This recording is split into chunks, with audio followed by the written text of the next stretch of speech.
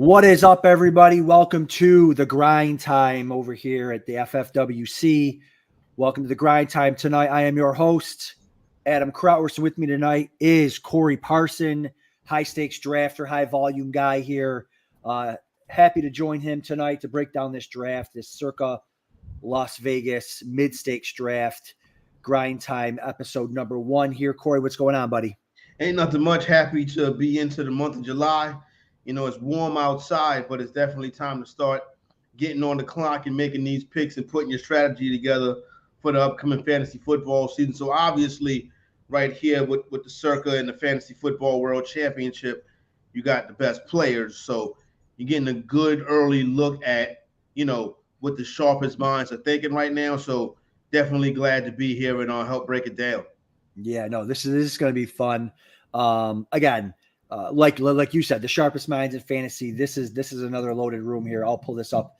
I'll pull the room up here in a second of who we got in here. But we got Kurt Hills, Matt Bailey, Mark Deming, William Liu, Jeremy Brock, Fozzie Dog, Michael Schlisberg, Derek Greer, Raymond Snyder, John Maris, Evangelo Lilas, Jerry Bryant, and me, Adam Krautwurst, Josh Allen, who at the 103 tonight. So loaded room. A lot of these, especially in early July, June, you got loaded rooms. The grinders are in here drafting, right?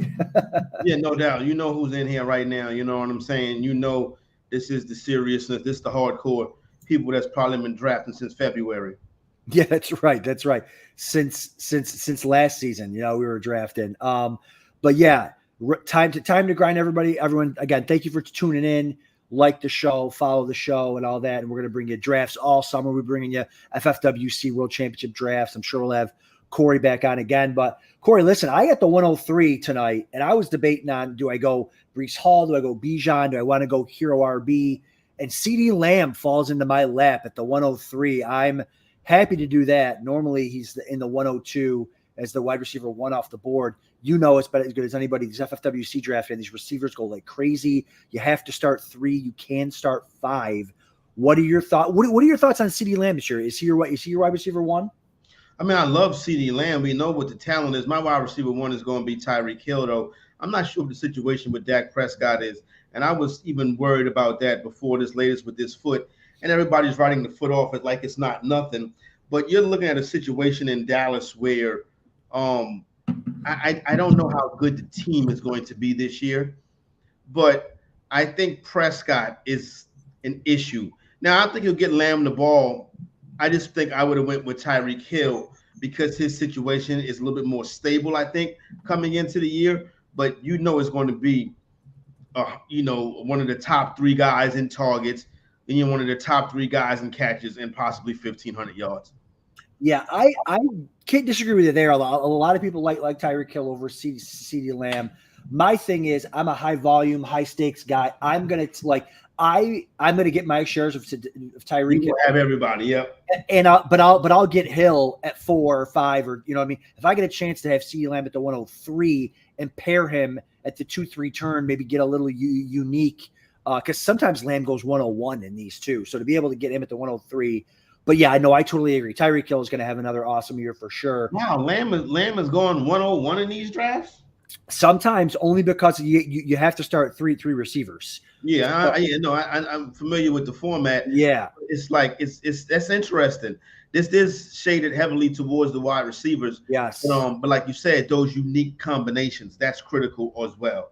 Yeah, and you always got to look ahead in these things too. Like, you know, the reason why I was leaning towards running back before Lamb fell was because I really like the running backs at the 2-3 turn more than I like the receivers at the 2-3 turn. So I like to kind of go maybe Hero RB and kind of see who's going to be there at the 2-3, which will be coming up here in a second.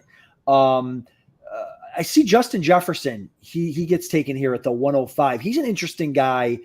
I've seen him go, you know, as high as the wide receiver 3, as low as the wide receiver 6 or 7. What are your thoughts on Jefferson this year as I get ready to pick? It's interesting because the quarterback situation is going to be different this year. So you know that what he's a dominant target. When he's healthy and he's right, and what him and Kirk Cousins was doing, it was giving you 30 burgers almost on a weekly basis. This is a wide receiver that could average 30 fantasy points. That's LaDainian Tomlinson type numbers. But now when you look at the situation with the quarterback, I think I trust K-Mac to scheme it properly. You're on the clock. Get his best players involved and have them be the bulk of the offense. So I think where he's going is about right. Is there some reason? So basically, this is the first time really in Justin Jefferson's fantasy career outside of his rookie year that there have been questions, right, about what he's going to be this year. Normally you can lock it in. Maybe I'll take St. Brown over him, but Jefferson and Chase is probably right in that right spot. Yeah, Jefferson, he's on an all-time historic pace, like as a receiver, on an all-time record pace. And he was fine last year in the games when Cousins wasn't there. He was still a wide receiver one then. So I think that price is baked in. I think being able to get him, at the 106, 107, something like that, I think that's beautiful. He's happy, he's paid, and he's an absolute stud in it, just coming into his prime. Like, so I'm happy to take him there. I mean, there's probably a lot less question marks with a guy like Amon-Ra St. Brown. He might be safer. Chase might be safer because of the quarterbacks. But I think Jefferson still has those spike weeks in him for sure. Yeah, no doubt. You know what Justin Jefferson is. He's dominant, target dominant, ball hog. I'm not sure that I would be if you believe in Jefferson, then I would believe that the second year wide receiver, name skips my mind right now. Addison. Man, yeah, I believe Jordan Addison's situation is good as well too. You gotta like his situation, and you're paying a cheaper price as opposed to paying the high price if you have questions. So my thing is, if you're taking Jefferson, you don't have questions. You think that the offense is going to be able to run like how it was last year.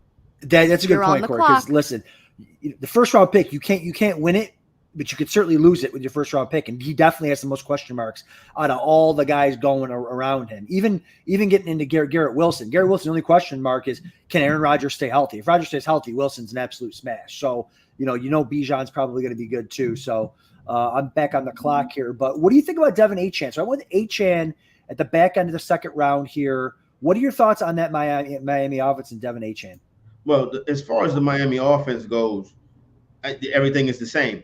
See, I like situations that's consistent, right? Tua, Tyreek, Jalen Waddle, the running backs.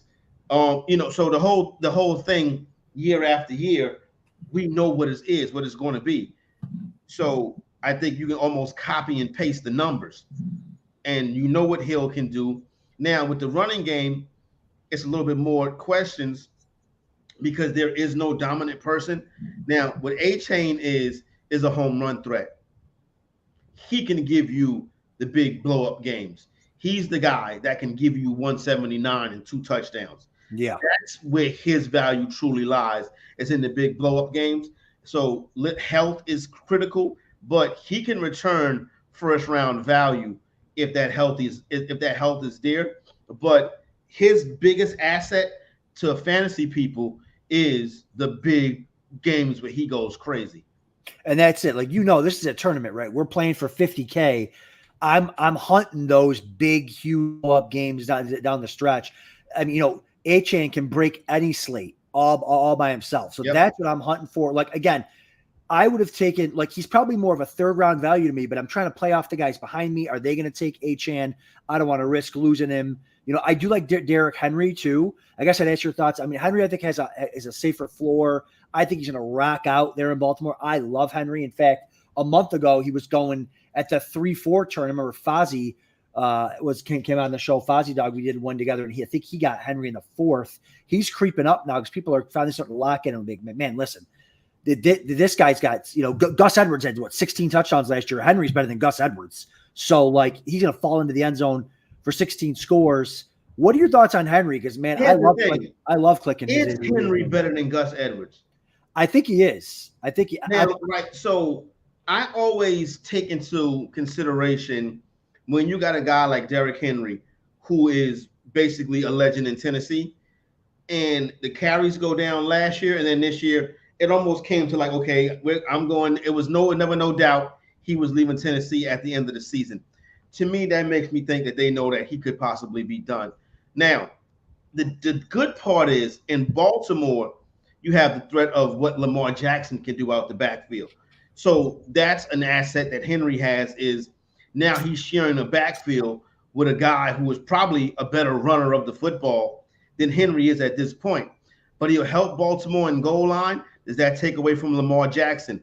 Now, as long as Lamar Jackson going to be the goal line back, that doesn't necessarily mean that Henry's going to be the goal line back because he's there. He'll definitely help them in short yardage, which they struggled with at times last year. So to me, he is a guy that I would look at as an RB2.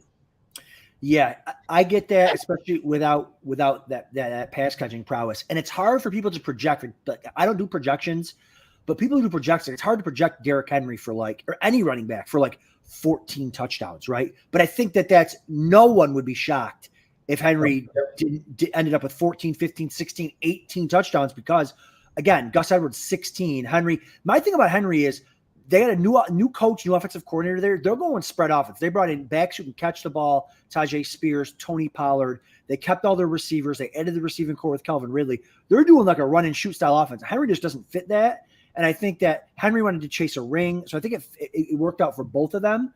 But Henry's a guy that I think, you say RB2, he's going as RB10. That's still RB1 territory. But, I just think he's a lot safer than even a guy like Rachaad White who goes after him.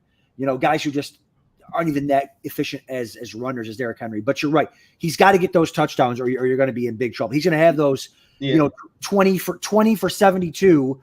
And if he doesn't get a touchdown, he's not catching the ball. You're toast. Now, looking at the team that he is on, right, and looking at if I'm not mistaken, I think I know the person, or I've had some battles with the person who drafted him. So he is going to have this ain't going to be his only team. You know what I'm saying? Right. He's going to have a lot of cracks at it, right? So it's going to be interesting to see how he comes back and brings it around. Now, let's just see. Like you said, I don't want to talk about players that's not, that's currently on the board, but great wide receiver start. Now you're coming out here with Henry as a 1. Let's see how he puts the rest of it together. Your passes catching is going, your receptions are going to be critical.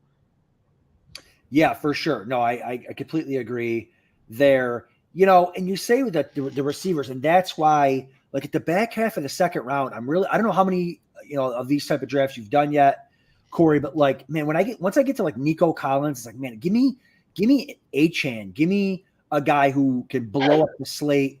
I mean, I don't hate Nico. We just don't know. There's so many question marks with Nico about where is he even in the pecking order? Michael Pittman, I do like Jalen Waddle, but even DJ Moore, Brandon Ayuk, is he happy? Is he going to be there? There's so many question marks around those receivers at the 2-3 turn. Are there any guys that you particularly like there? For the receivers on that turn? Yeah. Mike Evans is about as safe as you can get. Yeah. So, and I expect he's a professional, right? And he gets slept on every year. We were anticipating the downfall. And then you look at the week 14 and you're like, oh, this guy really saved my ass the whole season. You know what I'm saying? Go back to the board right quick. Oh, yeah. Sorry, sir. Oh, good. Now, Waddle, once again, you know what Waddle is. You see what I'm saying? You know who the quarterback is. You know what his offense is. You know who the WR run is. You know that whole offense. To me, Waddle and Evans, I like more. Collins, with Collins, you're looking for the big blow up. You're looking for the CJ Stroud MVP, and Collins is the guy who is going to help him get there. I don't have an issue with that. I think it's safer plays, but like you said, this is somebody who's doing multiple leagues, you got to take that crack. You know what I mean? Yeah. The thing about Collins is he does have that ability. Again, it's a tournament. We're looking in that race at the end for 50K. We're looking to pop a big score in there. Collins can do that. It's just, I think the odds of him doing it are less because of Tank Dowell, because of Stephon Diggs. It's tough for me to wrap my mind. All right, I am on the clock here, and I am going to take a guy that I'm surprised is still there. I'm taking Pacheco here. What are your thoughts on Pacheco? I mean, he normally goes. So one of the cool things about this site, Adam, before we get to Pacheco, let's go back, right? Yeah. So now let's look at LOB's team. Now you got 2 running backs on new teams. Two running backs that won rushing titles with their former teams. That's right. On new teams, first year on new teams. To me, that's a lot of risk. Red flags. Yeah. You see what I'm saying? No, I get it. To me, that's a lot of risk. Now, I could be wrong. They could be, you know what I'm saying? They could be co-MVPs and both run for 2,000 yards. You know what I'm saying? Right. Like Michael Turner and Jamal Murray did, and Jamal Lewis did one year. Yeah. Went for close to 2,000 yards. They could have that type of season, but that to me, I would not do that. I like the safety of Pacheco. I probably would have went with him there. I love that you referenced Michael Turner. That was gosh, was it 2009 or something? Comes over from the Chargers to the Falcons and just goes bananas. Went crazy. I love that reference because I think it was just that 1 year. The next year, he kind of went down. Next year, he fell off the cliff. But that 1 year, he ran for close to 2,000 yards. He did. He was unbelievable. He was a guy you were getting in like around 5, and he won you every league because that might have been the same year that Randy Moss went crazy with the Patriots. But that was fun times back when you used to take running backs in the first couple of rounds here. Man, another guy. So I'm back on the clock here. There's a couple guys I really like here. I'm gonna go, and then I'll let you pick on my picks a little bit. I'm gonna go Godwin. So listen, Chris Godwin's going back in the slot. Okay, I know you're probably gonna hate that pick, but Chris Godwin's going back in the slot where he belongs. Back when Arians was there, moved him into the slot. He had his blow-up year, was so good. I think he's back into the slot this year. That's what they said. And I really I have him as like my wide receiver 25, and I get him as wide receiver 35. I'm happy there as my wide receiver 3. But let's talk about Pacheco first. Is he your RB13? You got him a little bit. You got him higher than Jacobs. Like another thing too, before I even have you comment there, the great thing about this site is you can go with the premium tools. You can go to the ADP board and kind of see where guys normally go.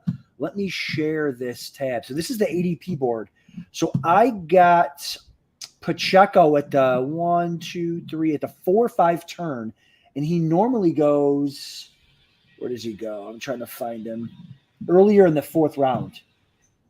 I can't find him on here yet, but I got some really good. Oh yeah, he normally goes. Look at that. He goes at the 3-9, and I got him at the 4-10. So when you're building a tournament team like this, like you got to take that falling value, and so this is a really cool tool that they have here at the FFWC with the full-time fantasy app here. So, but yeah, what are your thoughts on Pacheco? I think he's solid, consistent, plays in the offense where you know what the pieces are. Now, he's not complete. Obviously, you can see by where he's being drafted at. Yeah. But he gets better deeper in the season, right? So that's the thing about Pacheco is when you get to the winning weeks, you throw him in your lineup and he normally will come through for you.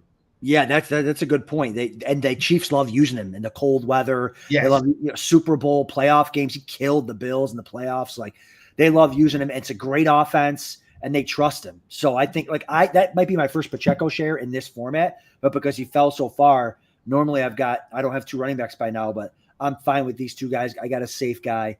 I got an explosive guy. But what are your thoughts on Godwin? What are your thoughts on the Tampa Bay offense this year? Evans is Hall of Famer Mike Evans. I've been calling him Hall of Famer Mike Evans for 5 years now. He's going to do his thing. Can Godwin bounce back, or is he like? Are you getting Allen Robinson vibes from this guy? Is he dust at the age of freaking 28 years old? No, he should have a good solid season back in the slot. I think he'll live up to the value of where he's being drafted at. So I like the pick. I think it's a good solid pick, a good consistent player, and we like what we can get from him. And you kind of can almost guess, that he is going to be what his role and how part of the offense that he is going to be. And I think that offense, is going to be solid coming back this year. Now, the thing with Evans, right, he's in the same draft class, I'm not mistaken, as Davante Adams. And you would swear up and down that Davante Adams has had the better career, but Mike Evans had. Right. Isn't that crazy? Yeah, he's had 1,000 yards. Everybody knows 1,000 yards every year. I mean, the guy's, and he's played with you know, he played with the GOAT and Tom Brady, but he's played with some really bad quarterbacks too. A lot of his career. And Devontae Adams had Aaron Rodgers. Imagine Mike Evans on my God. Team. You know what I'm saying? He'd go crazy. Crazy town.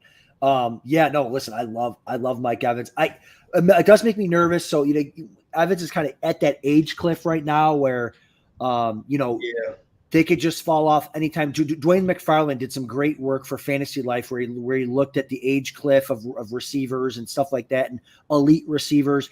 You know, I think it was 22% of the time after the age of 31, elite receivers without showing any signs fall off to a wide receiver 4 or less. Now, that's not a big 22% isn't a big number, but it's 1 out of every 5.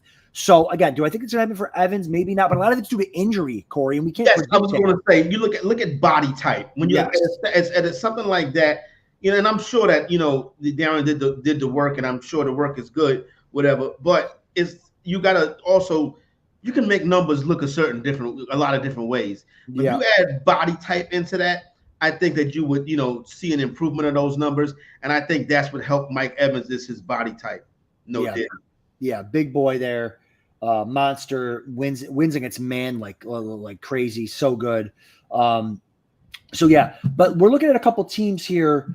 Team 4 here, Mr. Poop, super clever name. 0 RB start. Are you a 0 RB guy? You kind of take the draft as it comes to you. Are you comfortable going 5? He can start all 5 of these players.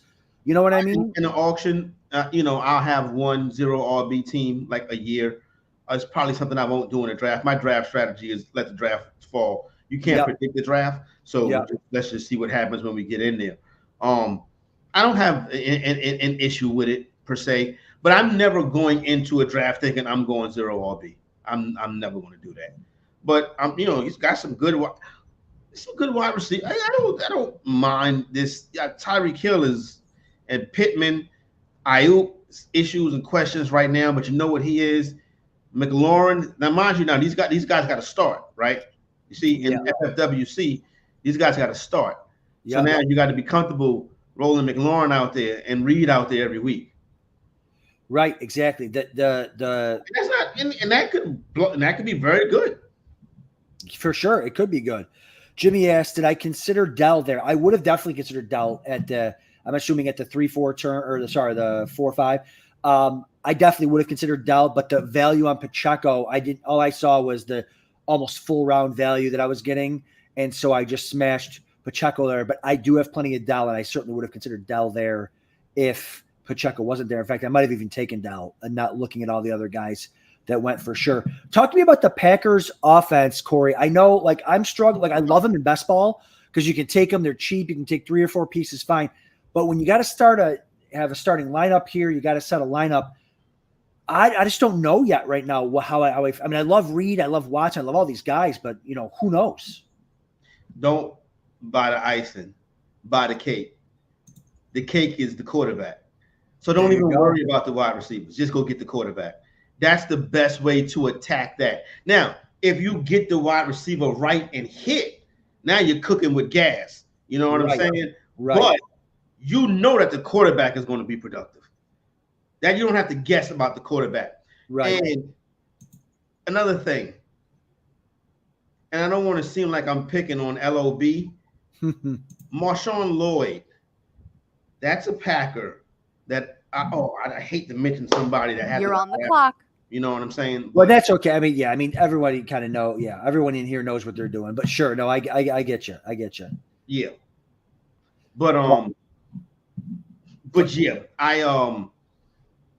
Jordan Love. That's it. There you go. That's it. Take Jordan Love. I'm gonna go with a guy here. I'm gonna actually hold on a minute. Let me see something here. Yeah, I'm a big believer in the second year breakout receiver kind of thing, right? I'm a believer in that these guys take that next step up. They have a new offensive coordinator. Lockett is, I think, old and maybe dust. I went Jackson Smith and Jigba. He was the number 1 receiver drafted last year. I think he could be their number 2, certainly this season. New offensive coordinator there. What do you think about JSN? Wide receiver 43. I mean, he's almost free. What are your thoughts on maybe Seattle and Smith and Jigba? I like JSN. I'm a fan. I'm a supporter. I think the talent is real. I like the lineage. I like Ohio State wide receivers. Yeah. They really translate well to the NFL, and he's in a good situation. I just worry about Tyler Lockett is not going anywhere. You know what I'm saying? Right. And there's such a comfortability in that offense. But other than that, I think I can't sleep on JSN. I like You're him on the too much, clock. and I'm going to be drafting him, but I understand why he's being drafted where he's being drafted at. Yeah, I get that Tyler Lockett isn't going anywhere, but I mean, again, he's another older guy. So you're talking about body type. He's the opposite of Mike. Yes, Williams. you're right. Yep. And he's old too, you know, and JSN just might be better already. You know, I think he was criminally underutilized last year, for sure. And so, but yeah, I think it's fine to take JSN. These second year wideouts just figure it out. He figured it out in the second half of last year. And I'm thinking maybe he'll just explode and come onto the scene here in this next season here. God, who do I freaking take? I'm struggling between a quarterback and a tight end here. I had a soft spot for Anthony Richardson, man. Again, in these tournaments, dude, I want guys that can break the slate, and Anthony Richardson he can break himself too, unfortunately, but he can break the slate. The guys, if he's healthy, he's QB 1 or 2 with that rushing upside, the throwing. Like, what are you all in on Richardson? You all out? Or are you kind of a? I'm not all in because I've seen him leave every damn game he played in. I know. Well, just about, and he finished one. Now, okay, well, that's happening. We don't look past that. I don't want to seem like I'm hating on Anthony Richardson, for Christ's sakes. But you're just worried about the injury. So if you drafted him, would you just the best predictor of the future is the past? You know what I'm saying? Now, with that being said, break the slate. I've seen a lot of smart people saying that this guy is their QB1. Yeah. I'm going to have some Anthony Richardson then. Yeah, exactly. And I think I'm not giving anything away here, but I think what I'll do with a guy like, now listen, if I take a Mahomes, a Hurts, and Allen, something like that, I will generally not even, to be honest with you, I won't even take another quarterback for the rest, because it's not best ball, there's free agency. I won't even take a quarterback the rest of the draft. But Richardson, I'm going to take another quarterback, because he's probably not going to play 17 games. But when he plays, if I can make the playoffs, make that race, and I get him going crazy, I get Achane and Lamb going crazy, I think we can make something work there. But yeah, no, I'm definitely excited to roll him out there. Who's your do you have any? Sorry, go ahead. Couple things. I'm looking at the board. Yep. 50K Magic, 0 RB, right? I like the way it looks. Now, and you got Stevenson as the RB1, right? Stevenson is the Patriots' best player. Yep. So that means something. Yep. The Patriots, any offensive production the Patriots get this year, it's probably going to come through Stevenson. Yep. So it's going to be interesting to see how he puts that one together right there. But I like that AJ Brown, Drake London, Cooper. I'm not a big Deshaun Watson guy. Pickens is going to have competency at quarterback. Hopefully he's competent. Mark Andrews is Lamar Jackson's favorite target, even though I think, we'll see what happens this year. So I like the way that team is coming together. Yeah, no, I like the team. You could tell there's a plan there. I love Drake London for sure. Gets that elite tight. The people think too, like when you go and here's Mr. Poop did this. I'm trying to think whoever Fozzie, but Fozzie got Josh Allen, perfect. So like the idea behind 0 RB is you don't just take 8 receivers in a row. You use the opportunity to get. Yes, you get that elite quarterback and or that elite tight end if you can. So you're smashing at receiver, you're smashing at quarterback and tight end, and then you use savvy drafting, waiver wire, stuff like that. Maybe some injury luck at the running back position to kind of garner that up and kind of foster that up. So that's man. I didn't want to say it because he didn't get taken. 50K was probably dying for Lamar Jackson.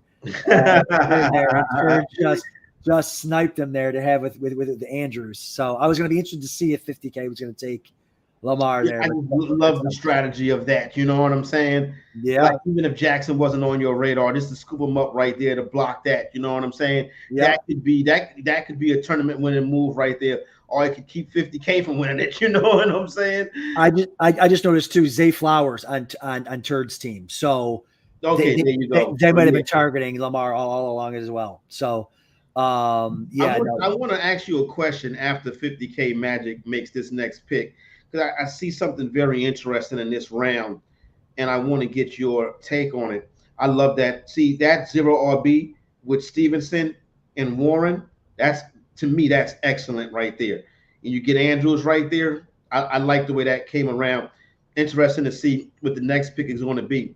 But when you look at the round that we just completed, Brian Thomas Jr., Keon Coleman, Xavier Worthy, how would you rank those three rookie wide receivers?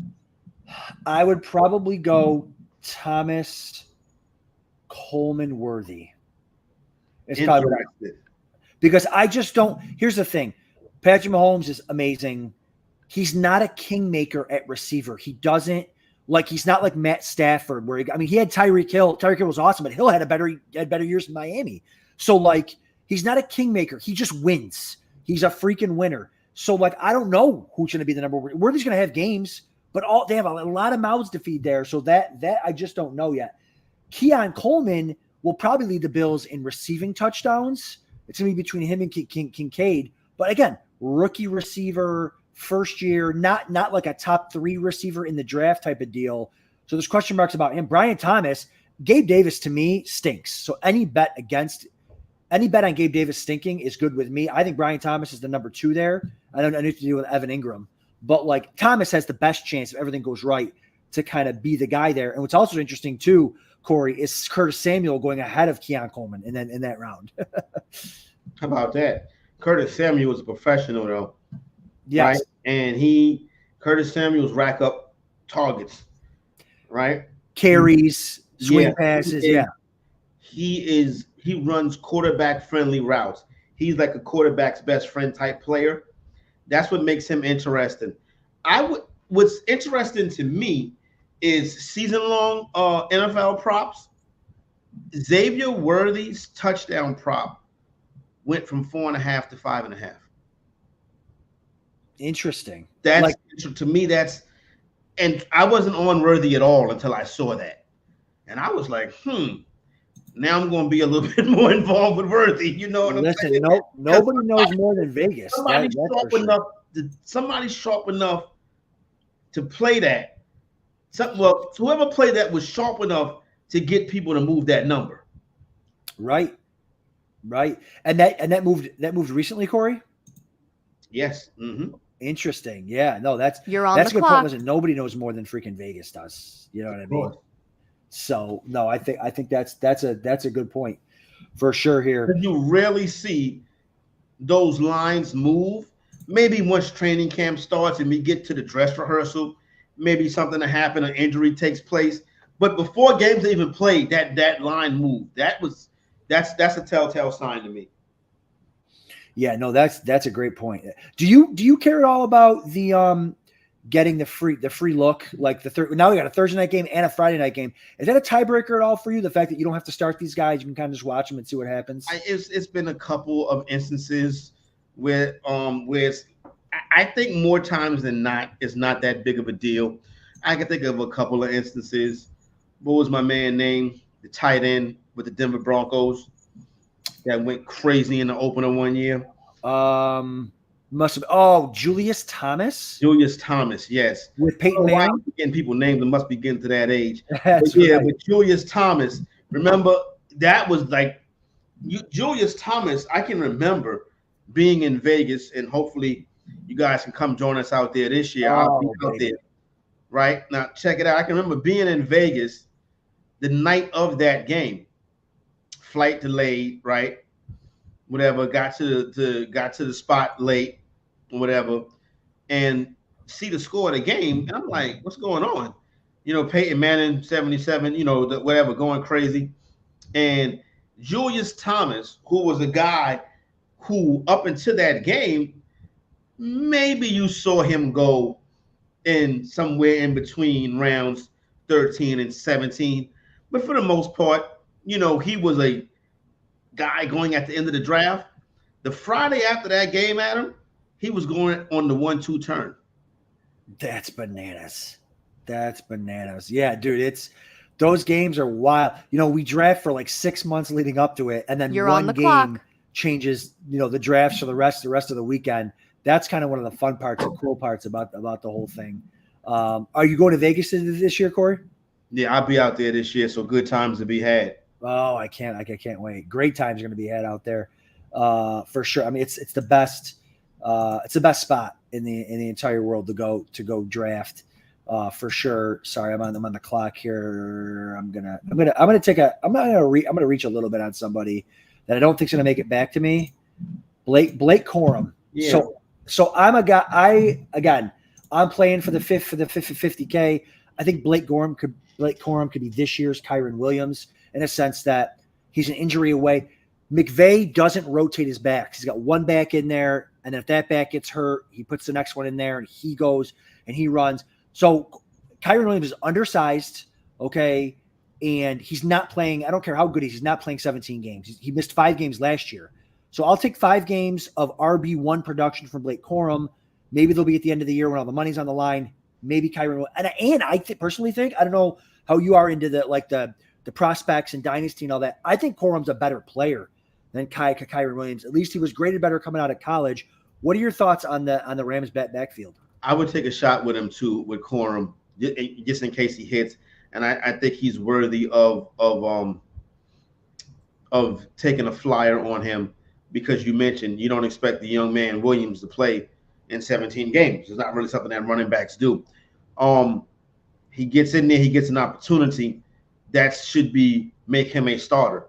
So I have no issue with that. Yeah, and again, it's hard to project. Like, again, I don't do projections and stuff like that. I do more rankings, but it's hard to project Corum. Like, you're not going to project Corum for RB32 numbers, right? When you go through and do your projections, but his value as a handcuff in a situation where, hey, when Kyron misses a game, running backs don't play 17 games, and especially what you're doing with a pick like that, Adam. What you're doing is you don't have to worry about spending $600-$700 to get them off the waiver wire. That's right. That's right. That's it. And I was doing that with Kyron Williams last year. I was taking Kyron in the maybe not as high as the 9th round, but the 12th, 13th round. He ends up winning the job. They get rid of Henderson. It worked out insanely well. But this is where I like to take these flyers on guys.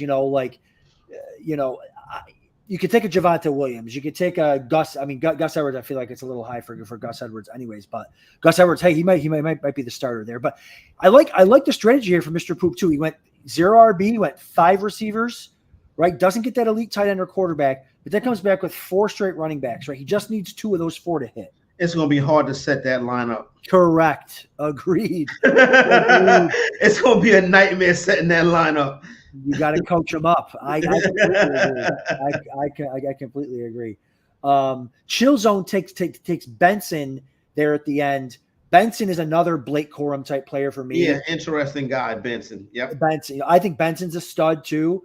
And again, I'm always willing to bet against guys like James Conner who are old and banged up. Like, Benson's going to get his opportunities too. I agree. And so I definitely like that pick there for Chill Zone for sure. But how do you like wide receivers on Chill Zone? Let me see. Let me check it out here. Harrison Jr. unproven, but everybody likes him. I think Harrison Jr. is the real deal. Yep. Kirk McConkey Thomas. I don't like it. I don't like in a league where you got to start 3. You're third. You're deciding between McConkey and Brian Thomas. That's tough. What's your thoughts on Kirk? I think he's the best. He's the best wide receiver of the bunch. He of Jacksonville, you mean? Yeah. Jacksonville. I think he's got the trust. Trevor Lawrence loves him, and once you earn that trust, Trevor Lawrence loves him. I think it's fine. I mean, he's got that stack with Kirk and Thomas. So maybe he'll hope to play off of that. But again, I don't think when Kirk's your wide receiver 2, you're might be in a little bit of trouble. Plus the team's thin. I mean, 2 tight ends by round 8 in a non. Well, you see if you like just put the stats out there, the receptions will come, from Gibbs, Maserati, White. That's right. You know what I'm saying? But then Kirk can rack him up too, but he'd be going higher if he was that type of player. I don't know. It's interesting. It's an interesting build. We'll see what happens. Yeah, Pitts is great value in the 8th round. I mean, that is great value. Is it going to happen? But and again, that's just a value play. But I feel like you needed another receiver there. But again, who's there? Rome and Dunes. Are you taking wide receiver 52? Or are you taking tight end 6? So I totally get that play there for sure. But it's so funny here at the FFWC, man. It's tight end and it's quarterback chicken, right? Like here the first tight end doesn't go to the middle of the 4th. The first quarterback doesn't go to the middle of the 6th. Like where else in the world are you finding these type of drafters pushing it that deep? I remember you wait till around Labor Day, right? When some of the big dogs get in there, right? And it'll be the 3rd round, and you'll be like, where's everybody at? You know what I'm saying? Right. Like it dries up. I remember doing some of these drafts early September, late August, and I had to take a nap afterwards. Exhausted. Yeah. How funny. Yeah, no, I completely agree, man. These guys are getting the big dogs get in here. I don't know if Chad does these, but Chad Shorter doesn't even start drafting until it's in August. But he, I don't know if he does these. But hey, what do you think now that Austin Eckler's off the board? Curious of your thoughts on Eckler. I'm like something about Eckler in a Cliff Kingsbury offense is like this could get real interesting. It could get interesting. My thing is, quarterback get interesting enough. Rookie quarterbacks, especially quarterbacks that are ultra athletic, I feel like they don't tend to check down.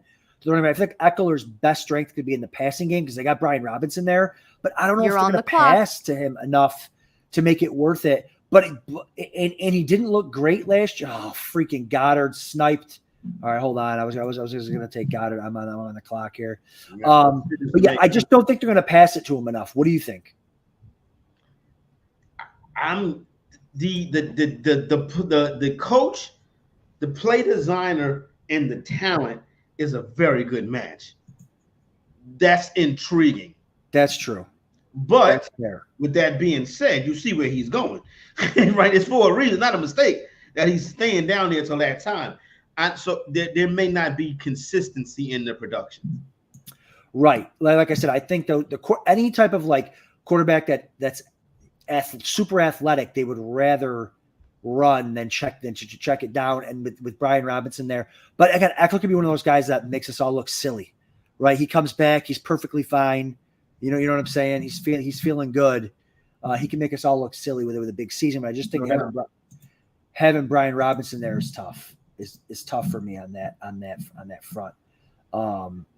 But if Robinson goes down, it could get interesting there for sure.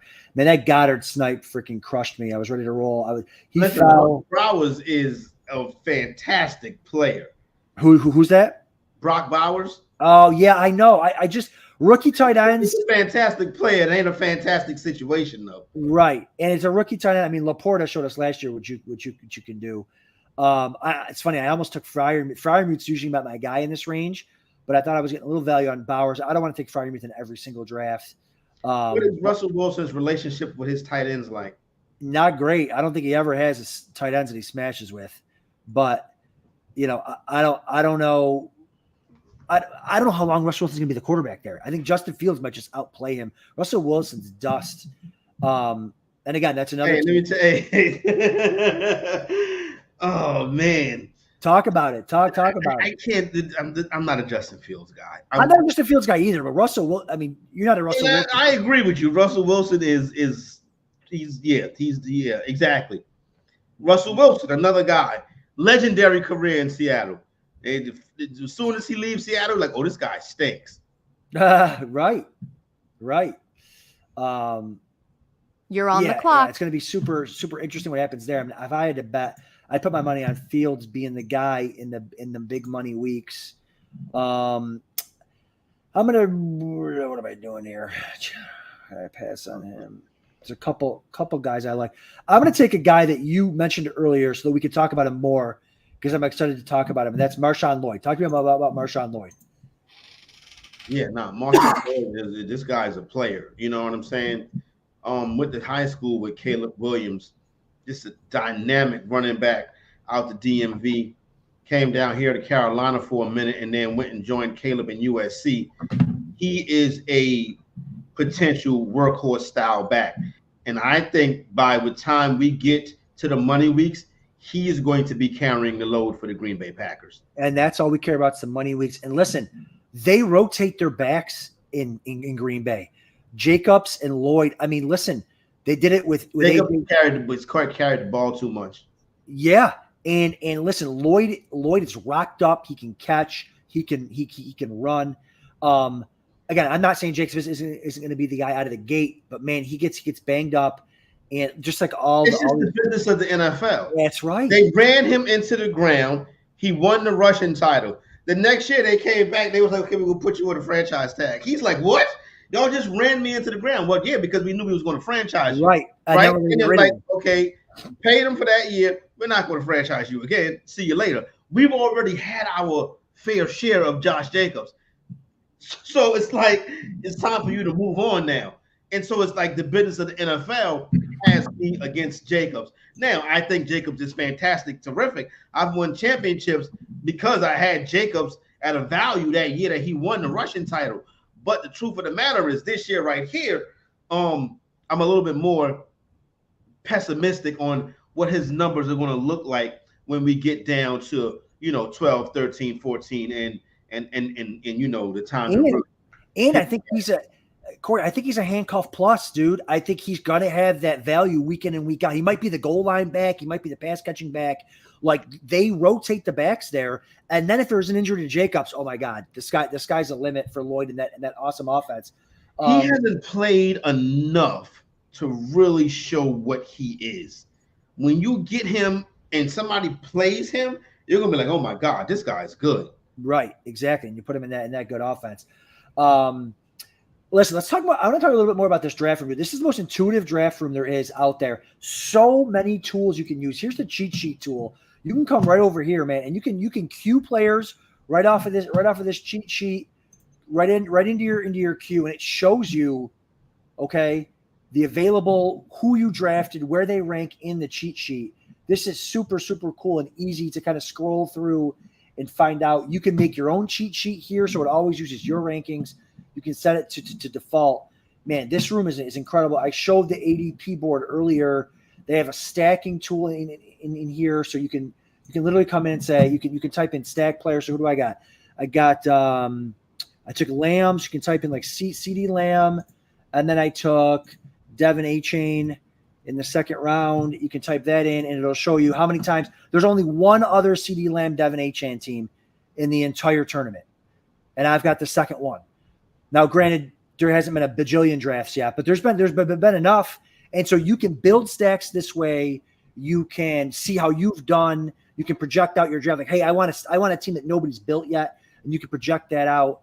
So I think these are really cool. Have you ever used these tools, Corey? No, that's the first time I'm seeing that right there. That's all right. Bro, that's it, because now you can know how to get those unique combinations. Yes. So that right there is the reason why if you're trying to knock down, if you're a big time player and you're trying to knock down some big bread, you need to come over here.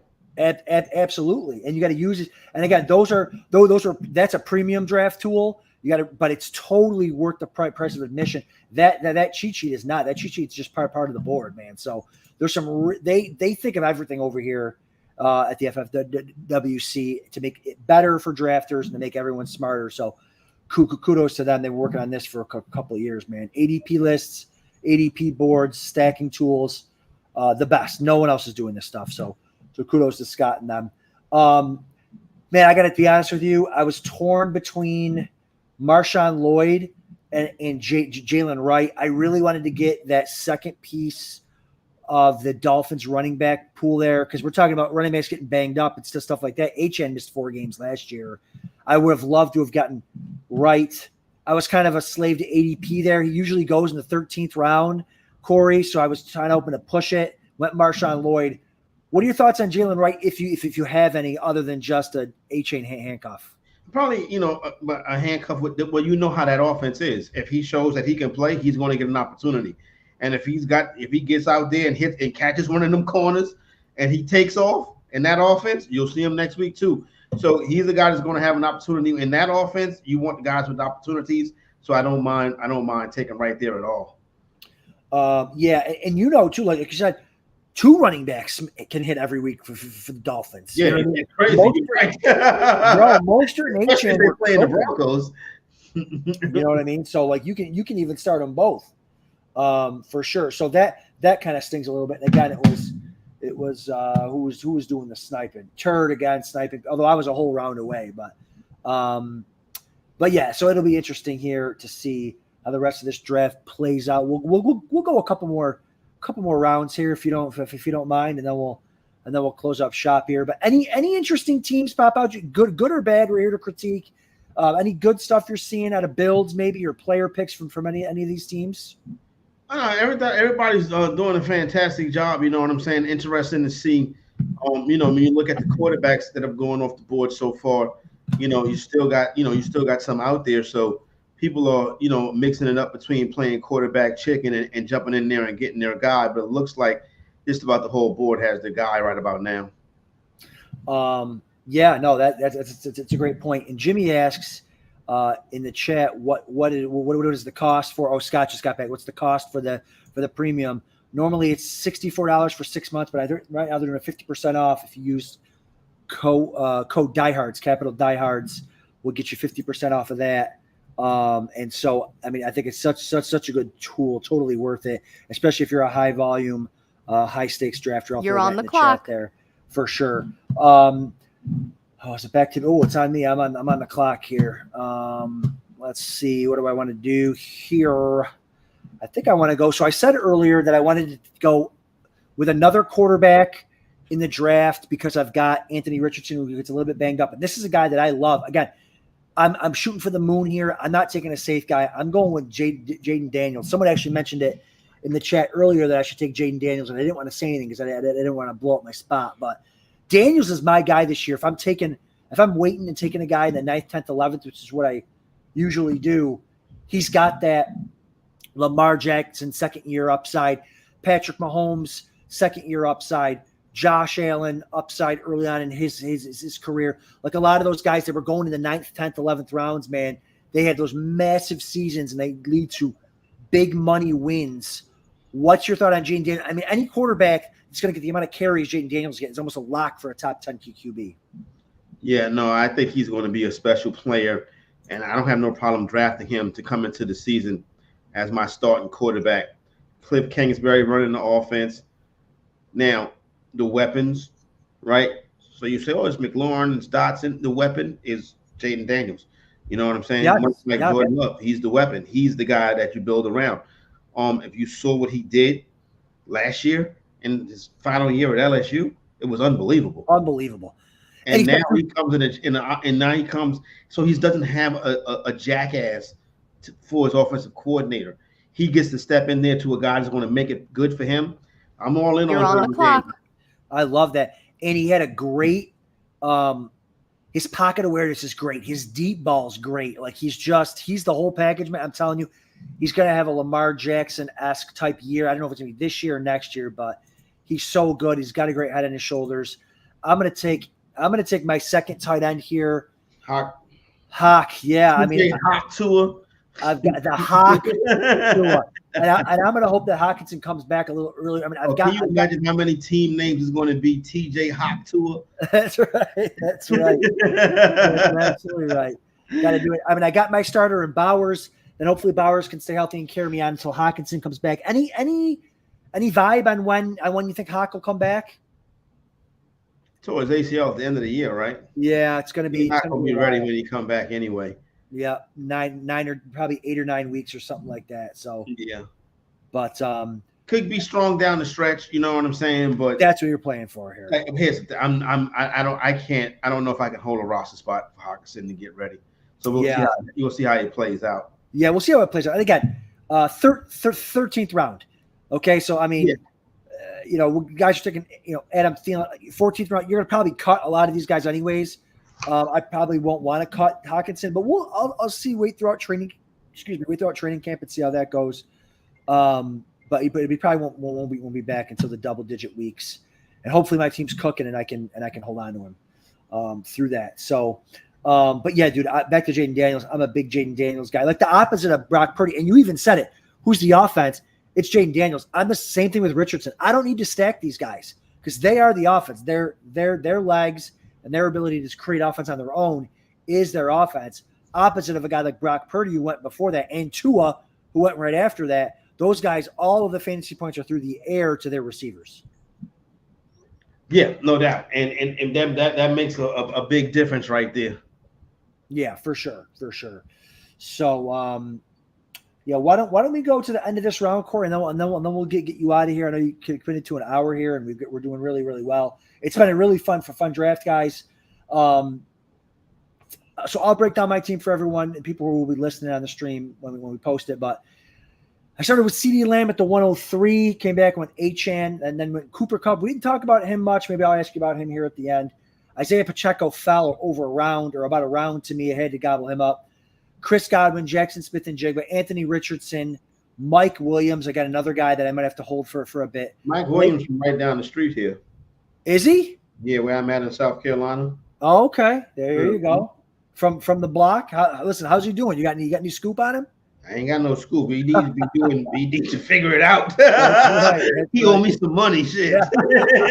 Big Mike. Then I came back with Blake Corum, rookie Brock Bowers at tight end, Marshawn Lloyd, Jaden Daniels, TJ Hockenson, who I might have to hold for a bit.